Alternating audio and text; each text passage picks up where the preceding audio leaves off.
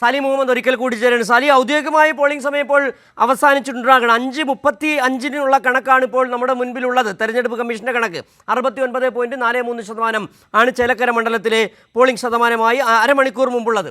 അതിനുശേഷമുള്ള കണക്ക് സ്വാഭാവികമായും ഇന്ന് 7 മണിക്ക് ശേഷം ഉള്ളൊരു കണക്ക് വരുമ്പോഴാണ് കൃത്യമായ ഒരു കാര്യങ്ങൾ നമുക്ക് മനസ്സിലാക്കാൻ കഴിയുക.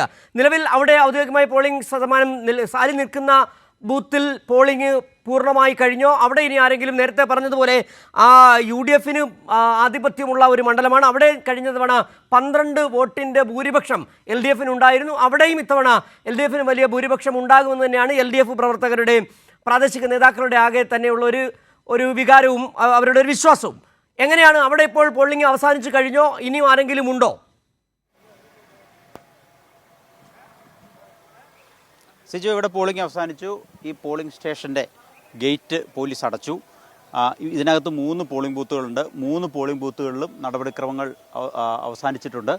പോളിംഗ് സാമഗ്രികൾ, മെഷീൻ ഒക്കെ സീൽ ചെയ്യാനുള്ള നടപടിക്രമങ്ങളിലേക്ക് കടന്നിട്ടുണ്ട്. അല്പസമയത്തിനകം അത് ഉടനെ ആരംഭിക്കുകയും ചെയ്യും. ഏതായാലും ഇപ്പോഴത്തെ സാഹചര്യത്തിൽ ഈ മണ്ഡലം, അല്ലെങ്കിൽ ഞാൻ ഈ നിൽക്കുന്ന ബൂത്തുകളുടെ കണക്കുകളിലേക്ക് വന്നാൽ, ഈ ബൂത്തുകൾ ഒരു UDF ശക്തി കേന്ദ്രം എന്ന് വിശേഷിപ്പിക്കാവുന്ന ചില പ്രദേശത്തെ ബൂത്തുകളാണ്. ആ ബൂത്തുകളിൽ വലിയ തോതിൽ പോളിംഗ് നടന്നിട്ടുണ്ട് എന്ന് തന്നെയാണ്. ഇപ്പോൾ 832, 797 ആയിരുന്ന കഴിഞ്ഞ തവണ. ഇപ്പോൾ ഞാൻ എൻ്റെ വലതുവശത്ത് കാണുന്ന 70ാമത്തെ ബൂത്തിൽ കഴിഞ്ഞ തവണ 797 ആയിരുന്നു, ഇത്തവണ 832.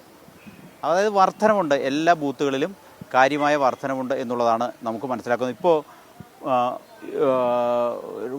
വോട്ടിംഗ് മെഷീനുകൾ സീൽ ചെയ്യാനുള്ള നടപടിക്രമങ്ങളിലേക്ക് കടക്കുന്നു എന്നാണ് ഇപ്പോൾ അറിയിച്ചിരിക്കുന്നത്. അതുമായി ബന്ധപ്പെട്ട നടപടിക്രമങ്ങളിലേക്ക് കടക്കണം. അതായത് പോളിംഗ് പൂർണ്ണമായി ഈ ബൂത്തുകളിലൊക്കെ അവസാനിപ്പിക്കുകയാണ്.